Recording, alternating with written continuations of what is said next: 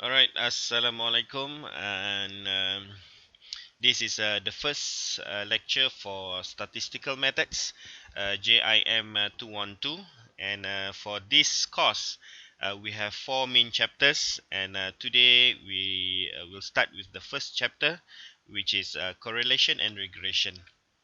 As introduction, let's say a businessman want to know whether the volume of sales for a given month is related or not to the amount of advertising the firm does that month. Okay, let's say for the first case, or the second case, maybe educators are interested to determine whether the number of hours a student studies is related to the student's score on a particular exam, or maybe medical researchers are interested in questions such as is caffeine related to heart damage. Um, how to answer this question statistically? All right. All this all this question can be answered by using correlation and regression. Okay, so now we proceed to correlation and regression. So what is correlation? Okay, correlation is a statistical method used to determine whether a relationship between variables exists. So this is a method to determine uh, the relation, okay, exists or not. Okay, for basically for two variables lah. And what is regression? And the regression is a statistical method used to describe the nature of the relationship between variables, that is positive or negative, linear or non-linear. So this is the difference between correlation and regression. So correlation is to determine whether a relation exists or not, but regression is to describe the nature of relationship. Okay. um, the purpose of this chapter, for the first chapter, is to answer this question statistically. Are two or more variables related? Okay, are two or more variables related? If so, what is the strength of the relationship? And what type of relationship exists? And what kind of prediction can be made from the relationship? Alright, to answer the first two questions, statisticians normally use a numerical measure to determine whether two or more variables are related, and to determine the strength of the relationship between or among the variables. And this measure is called a correlation coefficient. Okay, for the first two questions, we will use the correlation coefficient to measure. And for example, there are many variables that contribute to heart disease, and among them, lack of exercise, smoking, age, stress, and diet. So, of these variables, some or some are more important than others. Okay, so therefore, a physician, a doctor, want to help a patient must know which factors are most important. Okay, which factors are most important? And to answer the third question, which is what type of relation exists, um, there are two types actually of a relationship, either simple or multiple. In a simple relationship, there are only two variables, independent variables and dependent variables. And for multiple relationship, of course lah, we have two or more independent variables. And at the end of this chapter, uh, you should answer this type of question statistically by using correlation and also regression. All right. So a mathematical relationship uh, enabling us to predict what values of one variables correspond to given values of another variables. Okay, let's say we denote as x and y, where y is referred as dependent variable, the response variable or the predicted value predicted variables, and x is referred to as the independent variable, the explanatory variable or the predictor variable. Um, Definition of good models. Okay. Um, Linear regression. Okay, we can say that regression is a model. And what is the definition of a good models? So I give you three examples. So the first step to uh, to define a good models, um, we can look at the scatter plot. Okay, scatter plot. It's just a dot here. Okay, just a dot. Here is a scatter plot. Okay, this is a scatter plot, and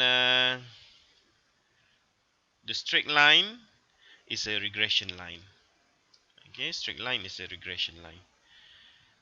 Um, we can say that a model is good when the all the points here, okay, all the points here is near to the straight line, and we can say the model is bad, it's not good when the point is far, okay, from a straight line. um, First part, okay, first part in this chapter, we will look at the scatter plot. And what is scatter plot? Okay, you have to know what is a scatter plot. A scatter plot is a graph of the ordered pairs x, y of numbers consisting of the independent variable x and the dependent variable y. Okay, we have two variables, okay, independent variables and the dependent variables, and the scatter plot is a visual way to describe the nature of the relationship between the independent and dependent variables. Okay, so this is the visual way. The first step, we can look at the relationship by using the scatter plot. Okay, but it's quite subjective lah, huh? All right. Let's try one example for the scatter plot. Construct a scatter plot of the data obtained in a study on the number of absence and the final grades of 7 randomly selected students from a statistic class. Okay, the data are shown below. So now let's say we have 7 students, A, B, C, D, E, F, and G. Then we have the number of absence and the final marks. All right. So to plot, to get the scatter plot, you have to draw the y-axis and also the x-axis. Okay, so this is x-axis and this is your y-axis, and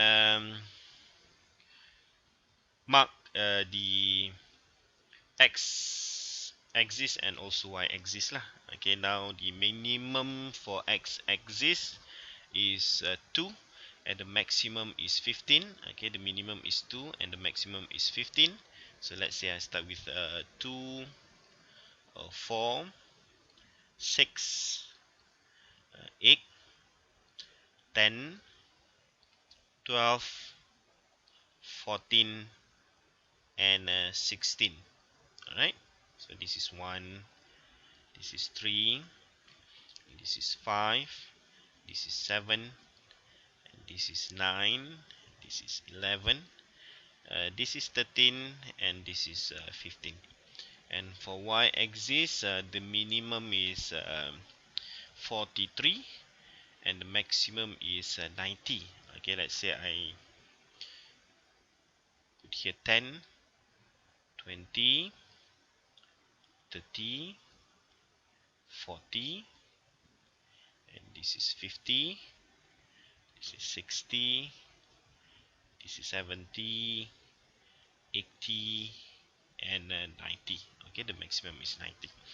And then now we have to mark the point for each student when x is 6, y is 82. So when x is 6, y is 82. It's somewhere here. So this is the first point, 6 and 82. Okay, for the second student, x, the number of absent is 2, and the final mark is 86. So 2 and 86 is somewhere here. And then for the third student, x is 15 and y is 43. 15 and 43, okay, maybe somewhere here. And next, x is 9 and y is 74. 9 and 74. Then 12 and 58. 12 and 58. Alright. And 5 and 90. 5 and 90. Alright. And 5 and 90. Somewhere here lah. 5 and 90. And then 8 and 78. Okay, 8 and 78. Right, over here. Right. Okay, so this is what we call scatter plot. Okay, this is a scatter plot, and from a scatter plot, we can describe the nature of relationship between dependent and independent variable. So from this scatter plot, maybe we can fit a straight line. Okay, we can fit a straight line that near to all the points, so that we can see the nature uh, uh, and we can describe the nature of the relationship between the number of absence and also the final marks. Okay, so this is what we call a scatter plot. Okay, this is a proper scatter plot when I use the Excel to get the scatter plot for the first example just now. And now we can proceed to the correlation. Okay, so from the scatter plot we can see the nature, but it's quite subjective. Okay, it's quite subjective. To look more in depth, we can find the correlation. Okay, we can find the correlation coefficient, and a correlation coefficient is a measure to determine the strength of the linear relationship between two variables. Okay, and correlation coefficient compute from the sample data measures the strength and direction of a linear relationship between two variables, and the symbol for the sample correlation coefficient is R. Okay, for sample we use R, and the symbol for the population correlation we use rho. Okay, we use rho. So R is for sample correlation and rho is for population correlation. And this is the formula to calculate the coefficient of Pearson correlation. R is equal to n, the sum of xy minus the sum of x, the sum of y, divide by square root of n, the sum of x square minus the sum of x all together square, multiply by n, the sum of y square minus the sum of y, and all this have to square. And the strength of the linear relationship is determined by the following. This is just a guide for you to interpret the value of coefficient correlation, coefficient of Pearson correlation. If the value of R is between 0 and 0.8 and 1, so we can say that relationship is very strong. And when R is between 0.6 to 0.8, then the relationship is strong. When R is between 0.4 and 0.6, the relationship is medium. When R is between 0.2 and 0.4, then we say that the relationship is weak. And when R is less than 0.2, we say that relationship is very weak. And the value of R, okay, correlation coefficient must be between -1 and 1. So it is impossible when you calculate the value and you get something greater than 1. For example, you get 2 point something, so it's wrong. Okay, maybe you have to check back your calculation, because the value of R must be between -1 and 1 only. Alright. This is several example. The value of R, correlation coefficient, and the scatter plot. Okay, for each cases. Okay. When R is equal to 1. Okay, let's say when R is equal to 1. Okay, when R is equal to 1 here. So all the point is perfectly on the straight line. And when R is equal to -1, and all the point perfectly on the straight line. Okay, so the slope for this case, the slope of the straight line is positive. So that is the reason why we have the positive relationship. So the value of R is positive. And for this case, the slope of the straight line is negative. So the relation between these two variables is negative. So that is the reason why we get the value of R is negative. Right? And so when the point, all the point in the scatter plot is far from uh, the straight line. Okay, far from the line, so the value of R will approach 0. Okay, will approach 0. So for this example, let's say R is equal to -0.5. So this is what we get from the scatter plot.